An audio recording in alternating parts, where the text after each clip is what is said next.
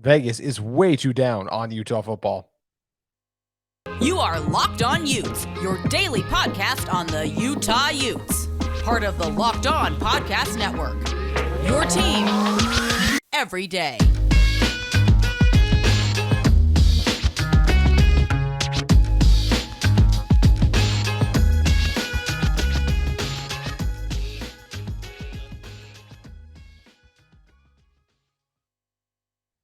Hello, everyone, and thank you for making Locked On Utes your first listen every single day. We're available on all platforms, including YouTube and wherever you get your podcasts. My name is JT Wistrcill, former intern inside the University of Utah Athletic Department. If this is you guys' first time listening to our show, make sure you guys like, subscribe. Love interacting with you guys in the comments. You guys can also hit me up on social media. My personal handle is at JT Wistrcill or our show handle at Locked On Utes. On today's show, we're going to be talking about Vegas, who is way too down on Utah football. We'll be talking about their regular season win total and their odds to win the 2023 Pac-12 Championship. And as I said, first we're going to start with just Vegas in general being way too down. So FanDuel released their regular season win totals for Utah. For Utah, they're over 8.5 wins, or it's under 8.5 wins. The over is plus 104. The under is minus. The under 8.5 is minus 128. So let's go with that over 8.5 for me. I think that's a great bet. I think Utah is going to win over 8.5 games in the regular season because and I'm going to give three reasons why. So before I just jump in front, I think Vegas is too down. Like I said, I'm going to give you the three reasons why I think this Utah football team is absolutely going to win over 8 games this coming season. So, or excuse me, win 9 games basically this coming season. So for me, the first one I'm going to point to right away is just all the returning talent and the starters that's on both sides of the ball. I mean, in total, this Utah football team returns over 16 true starters. And that's not even factoring in, so let's look offensively, right? If you want to say 8 true starters on offense, but that's not including Jaquindon Jackson, Thomas Yasmin, Jalen Glover, all huge pieces of this offense. Then let's look at it defensively. There's 8 starters back on the defense. That technically wouldn't include JT Broughton if you want to include, obviously, Utah played with 3 linebackers a lot last season. So for this exercise, let's take JT Broughton out because you can only have 11 guys in the field. JT Broughton was basically a starter. Sione Baki late in the season, basically a starter. The 2 starting defensive tackles for this Utah team, it kind of fluctuated between 3 guys, right? Junior Tafuna, Aliki Vaimahi, Samote Pepa. One of those 3 guys obviously isn't a starter technically, right? But they are a starter. They play starter level snaps constantly. If they're having a big game, they're going to be on the field in the biggest moments. So that's where, to me, it's just the returning talent. How many teams in the country return a quarterback to the caliber of Cam Rising? We talked about it on last week's show, right?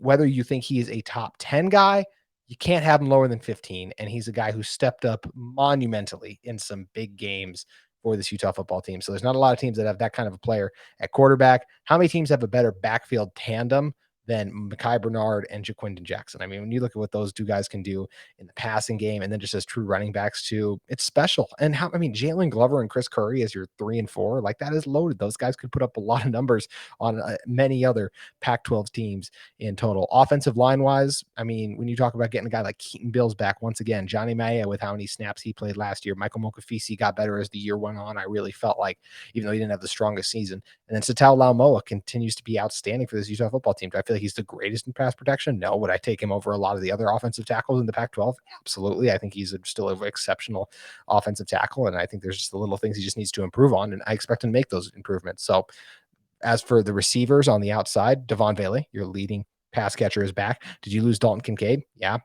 Mr. Brent Keithy was probably going to lead this Utah football team in receiving yards if he didn't get hurt. So that's a pretty big one. Did you lose Solomon Enos, Jalen Dixon? Yeah. Who was this team's second best receiver by the time the season ended?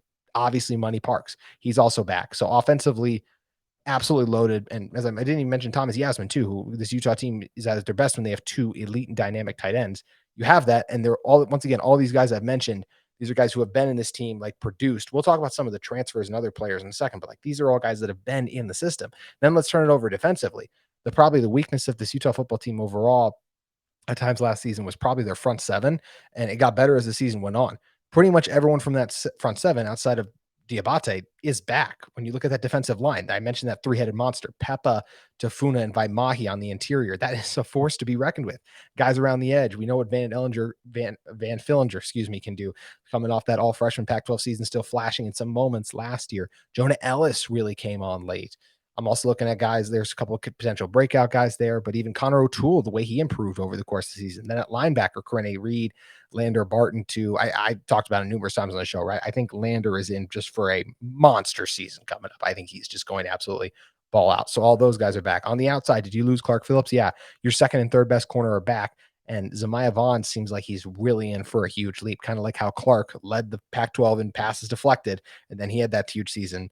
Zamiah led this team in passes deflected, and I believe was amongst the tops in the Pac-12. I feel like he's going to have that same type of explosion. JT Broughton, instead of spending last season, he was rehabbing to get back still. This year, he's just spending it training, getting better.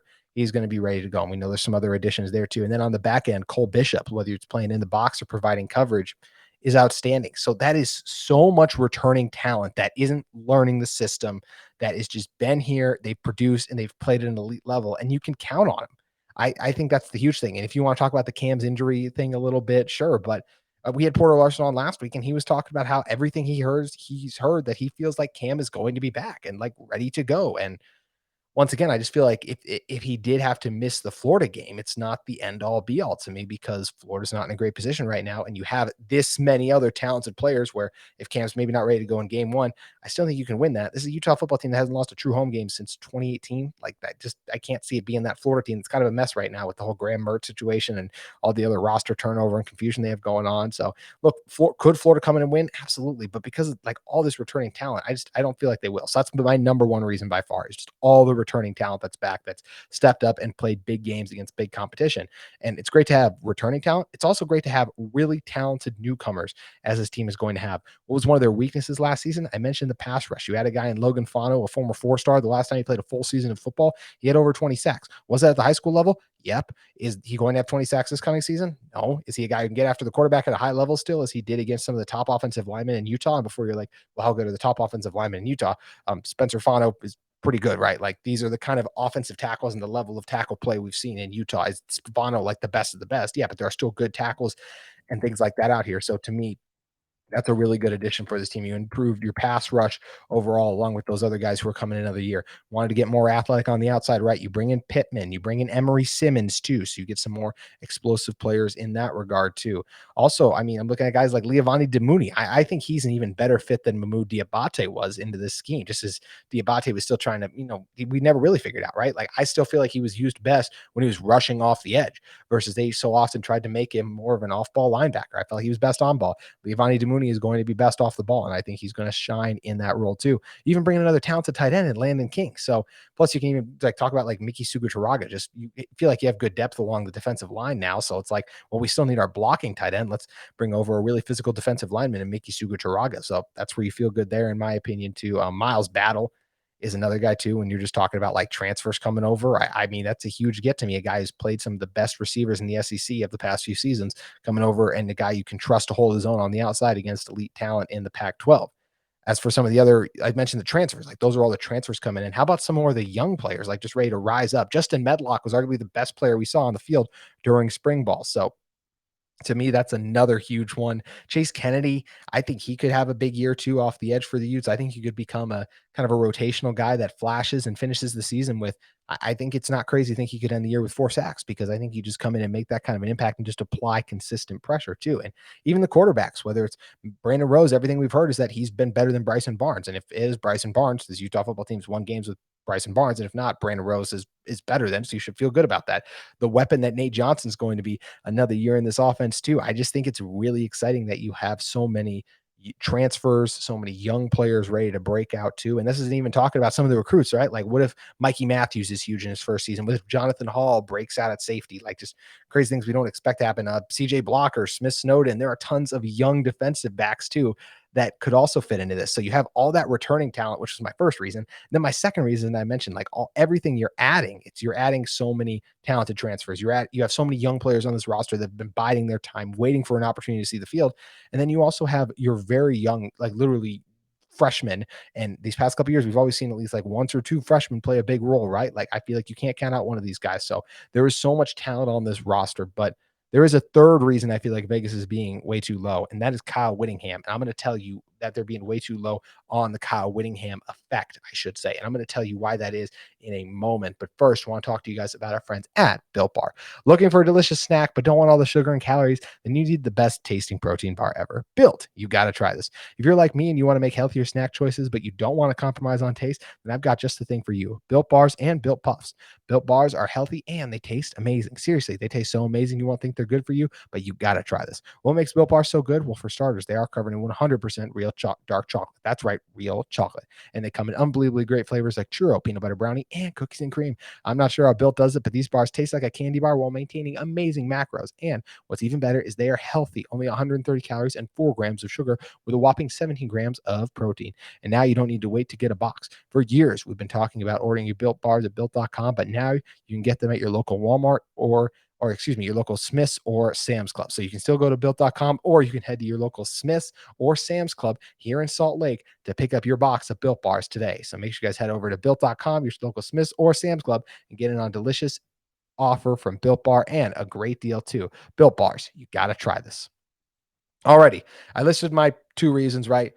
All the returning player and the talent you're bringing in, both veteran experience and young talent too. Just like so many, look, some of these guys I mentioned, it's not going to pan out, right? Like some of those young players, so the returners, someone's probably going to get injured. Like last year, what happened with Brant Keithy. Some of the talented transfers you're bringing in, there's a reason these guys have transferred. They're not all going to hit, but you have so many different players that are vying for these spots. If one disappoints, I think another is going to be ready to step in there, and I think they're going to excel and do a really good job too. So that's what leaves me really excited. And why do I have faith in these players to step in and excel?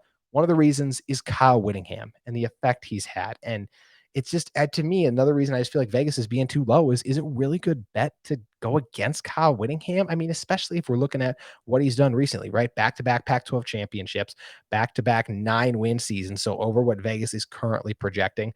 The only one he didn't have. In fact, look at this when you're talking about Kyle Whittingham. He's won 9 or more games in 7 of the team's last 8 years. And I'm excluding the COVID year, obviously, since they only played the 5 games in total. But so that's a ton of wins. I mean, and you look at some of the turnover they've had to navigate in that transition as well, too. Like the quarterbacks, there's so many players. I mean, the only one guy who's really been constant, I would have said, was Brant Keithy. And then what happened last season? Brant Keithy got hurt, of course. Like, I guess Satawa is another guy who's kind of been involved in a long stay for this Utah football team in total. But either way, I just think this group and this core has been together, and why they've been successful is because the coaching Kyle Whittingham. You know you're not going to get out coached in a game. Kyle Whittingham doesn't make dumb mistakes that sometimes you will see younger coaches make. Like he's just so adept at game management, saving timeouts, all those things. Just the development he and his staff do is one of those things where it's kind of like in the NFL every single season. The Patriots and the Steelers, they don't have the most talented roster, right? But every single year, it's like, well, why is Mike Tomlin always have a winning record? Why is Bill Belichick always in these games his team shouldn't be? Because coaching matters, and it's really important. And we've seen time and time again, great coaching and great coaches always find a way to win. And that's what I think this Utah football team is going to be able to do. I think they're going to continue to find a way to win, and I think they're going to win at least 9 games this coming season. I know the Cam and some of the injuries they're coming off of make it scary, but why would I bet against this team to do something that they haven't done? As in, like, why would I bet like, oh yeah, they're going to go under this, when this collection of players, this core group of guys, Cam, Brant, all the other guys I talked about, like they haven't lost that many games. So I just don't know why I would be like, yeah, they're going to lose them. And I know the Pac-12 is really talented. We're going to talk about that in a second, but to me, as I said, I just wouldn't bet against this group. And I'm not betting against Kyle Whittingham, who time and time again has his guys ready to go, ready to play. It's a great coaching staff too. Andy Ludwig, Morgan Scalley, everyone else there too. And Kyle Whittingham is the one who makes sure it's a tight ship run top to bottom. The culture he has established and set is second to none right now in the Pac-12. With you look at the recent success that Utah is having. So to me, it's really about why I would go over that 8.5. The returning players, the talented new players they've added, and of course, Kyle Whittingham being the big 3 reasons. But that's just for the regular season. What about the Pac-12 Championship? Well, FanDuel also released their odds on that. And once again, I just feel like Vegas is being too low on this team. USC is currently the favorite at plus 200, then Oregon plus 310, then Washington plus 430, then Utah plus 470, followed by Oregon State and UCLA. So for me, I feel like this is another great bet for Utah. I mean, look, in terms of, is it hard to three-peat? Absolutely. But then once again, like, let's look at the core players and what's coming back. Like, I feel so good about this group. If Cam was not here, if Brant was not here, if they weren't replaced, didn't have good replacements, I feel like in place. Like you're not going to have the top corner in the Pac-12 like you had arguably in the regular season. I know Christian Gonzalez is really good. I'd still take Clark Phillips for a college corner. I understand NFL projections and all of that. But as I was saying, like I feel like this core and this group for what they've accomplished, they haven't lost those games. And when they're in these championship games, they've stepped up, they've risen to the occasion. And there's a reason Utah is back-to-back Pac-12 champions. So I feel good about them. And in order to make the Pac-12 championship game, you obviously have to have a good regular season. If this Utah team wins over 9 games, I believe they'll be in the Pac-12 championship because the Pac-12 is so good. These teams are going to beat up on each other just like they've done in the past few seasons. And I think, look, we've talked about it. Utah's schedule can be really rough, but I also think in some ways I look at some like, okay, I still feel good about them in this matchup specific. Do I love that they play Oregon, USC, and Washington in a 4-game stretch, or they play those teams in 3 of like a 4-game stretch? No, I don't love that, but I still feel good about how they've played out against them in the future. Look, Utah hasn't lost at home since 2018. I don't think it's going to come against Oregon. As good as Bo Nix is, we remember what happened last time, and Bo Nix is a lot better than I can't believe I'm blanking on Anthony Brown. I want to say was that I can't believe I'm blanking on his name, but I'm pretty sure Anthony Brown was the quarterback for Oregon back when they came into Salt Lake and got absolutely steamrolled by the Utes that season when Britton Covey had the big kick return, all of that, the big upset, number 4, everyone stormed the field. It was great. So I don't see Oregon. I'm not going to pick this Utah team to lose at home. Once again, why would I pick something to happen that just doesn't make much sense based on what's recently happened? So that's where, in that regard, I'm going to take Utah to beat Oregon in there, right? I think they got a good chance to beat Oregon. And also, like, let's look at the USC, right? Going out to Pasadena is not, or excuse me, not Pasadena, geez, but just going out to LA is not exactly ideal. But when you talk about USC versus Cam Rising, they're 0-3. Cam Rising has beat USC all 3 times. He's owned the Trojans. And I think he's in for another monster game when they go up there again. So I feel good about that matchup. And the last one's Washington. Look, the last time Utah went up to Washington with Tyler Huntley, look, I think that Michael Penix is a very talented quarterback, and he is much better than Jacob Easton was back at that time. But what was the same narrative at the time? Utah going to Washington with a talented quarterback. Utah came out with the win. Now, I just gave all these 3 scenarios, right? Utah is probably going to lose one of those games, but they can win any of those games I just discussed too, right? So that's where I just feel like it's easy to talk myself into just over the court. And all these other teams, they're playing each other too, right? So that's where it gets tough. That's why I feel like it's pretty easy to talk yourself into like, man, I really think this Utah team can do it again. They can get back to the Pac-12 championship because all the other teams have to play this group too. And they go to Oregon State. That's going to be a very tough game, but with the Oregon State game too, like once again, maybe they'll lose that one, maybe they lose one other one. They lost a couple Pac-12 games last season and still found a way to make the Pac-12 championship, right? Like I could see that happening, especially in this year where all these teams play tough schedules. The Pac-12 is loaded with so many talented quarterbacks. I think there's going to be upsets, and that's where I just feel good about Utah avoiding those upsets. They haven't lost to a bad team on the road with Cam. Did they lose to UCLA? Did they lose to Oregon? Yeah, those were 2 really good teams and both probably top 15 teams in college football last season. So that's where those don't feel like bad loss to me. So will they probably drop that Oregon State one and then maybe another one? I feel like probably, but who isn't going to lose some of those other games too? And I think Utah's going to steal some big heads, whether it's against a USC, a Washington. Like I feel like they're going to have some of these. And Oregon State's the kind of team, while as strong as they are as home, and I do think DJU is going to have a huge year. Jonathan Smith and his program, I think they're trending in the right direction. They're still probably going to have 2 to 3 bad losses on the road, and they'll probably drop at least one at home just because it kind of feels like they're due to have that off home game this year too, just because it's really hard to do what Utah has done overall. So that's where, to me, I just feel like that Utah is a good bet to win the Pac-12 championship. And then we know when they get the game, right, 2-0, and the games haven't even been competitive come the final 5 minutes of the fourth quarter. Like that's the crazy part of it, is just the way that Utah stormed back. Like, why would you bet against Cam Rising? Why would you bet against Kyle Whittingham? To me, I have no reason to. I know there's also the fact of like, well, it's just really hard to three-peat. It's also really hard just to repeat in general, and this Utah football team found a way to do it. Cam is going to be back and everything from what we've heard so far by that point in the season, so I expect this team to keep rolling. I expect them to be strong at home. I think they got one of the best rosters in the Pac-12, arguably the best overall. I'd probably say it is with this much returning talent, so that's where I'm feeling really good about it. And even just going back to my last point, like the last thing I'll say, I think is some people might look like they lost Dalton, they lost Clark. They replaced everyone. The Dalton replacement is a full season of Brant Keithy to me.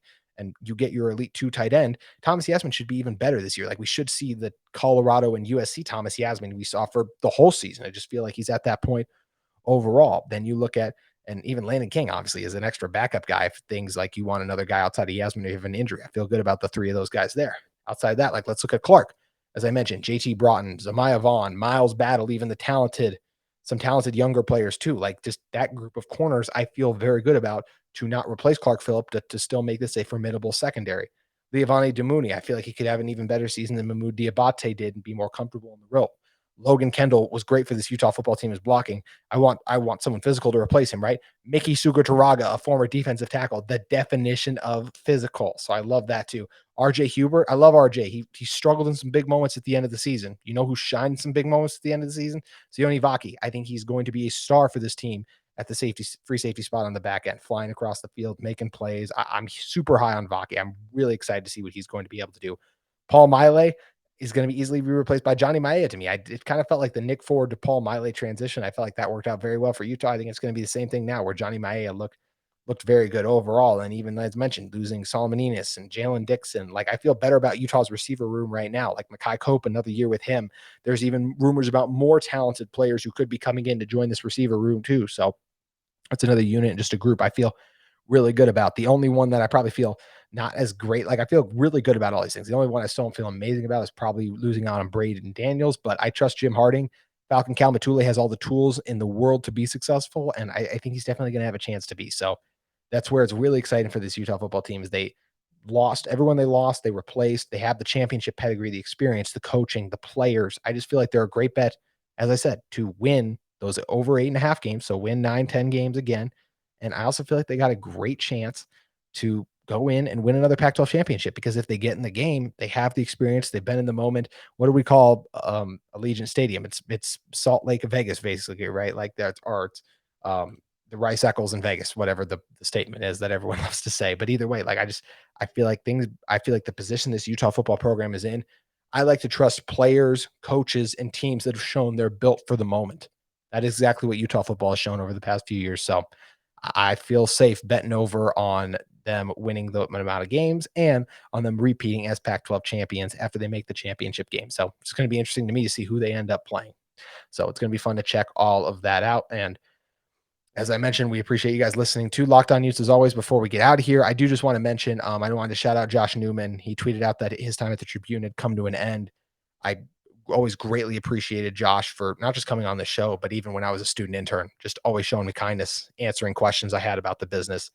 Every time I read something from Josh, I felt like I got smarter and I learned something. And I felt lucky every time he agreed to come on this show, because I just thought he was so insightful and just did a great job articulating his points. I really did. I thought he was great. And I think this is a huge loss for the Tribune. Once again, I just appreciate Josh, everything he did. I think he's one of the best journalists I've ever met, interacted with, and someone who's going to do great things no matter what he decides to do next. So just wanted to shout out Josh Newman, because the Utah beat definitely took a hit because he was simply put one of the best. And I'm feel lucky that, and as you guys should too, honestly, that this is such a good beat, and there are so many good beat writers on it. And Josh Newman was one of the players, geez, JT, one of the beat writers that just made it such an elite beat. Was just everything, the content he was able to put out, the stories he got, the interviews, the questions he asked, and made everyone better in the media, that we got quotes from his questions and all those kinds of things. So just wanted to shout out Josh for doing a great job these last few years. I always appreciate him and being willing to come on this podcast too. And once again, he will be greatly missed by not just the beat writers, but all the fans and everyone too. So I just wanted to shout out Josh, but appreciate you guys as always for listening to Locked On Utes. We will be back tomorrow talking a lot of transfer portal news, just how Utah views the portal and some of the other players maybe they'll be looking at or targeting. That is all going to be on tomorrow's Locked On Utes. We hope to see you then.